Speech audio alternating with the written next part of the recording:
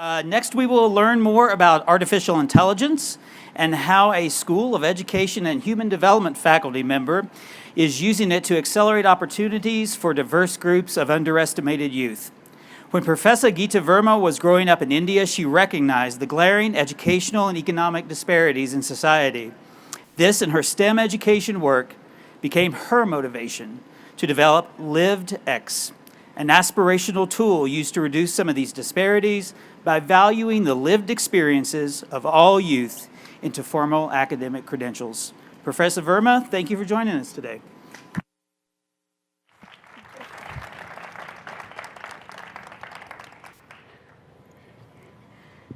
Hello, how are you? Enjoying this afternoon? The toasty one? So you're all here at Future Fest having an experience, right? I want you to reflect on it.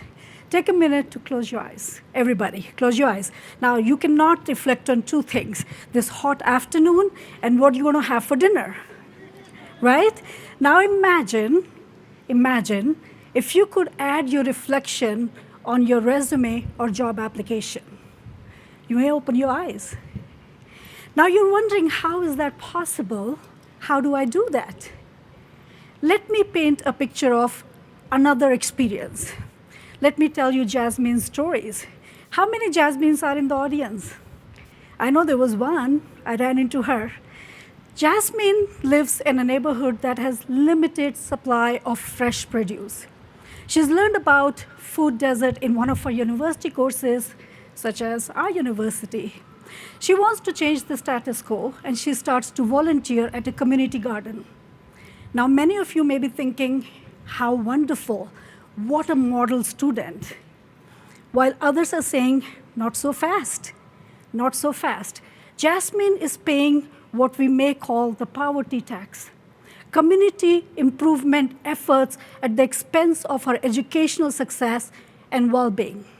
Now, you and I know there are millions of students around the world that are in a similar situation like Jasmine. Every day, they pay the price of being born in poor places and living in poor spaces. So what should we do about it? We all know, Chancellor Marx and everybody has talked about, we need to minimize and reduce the institutional, educational, all those barriers. In the meantime, I invite you to join me in another conversation to address this issue. I propose that we meet our students where they are. We embrace the whole of them. We embrace their life stories, the challenging ones, the uplifting ones, and everything in between.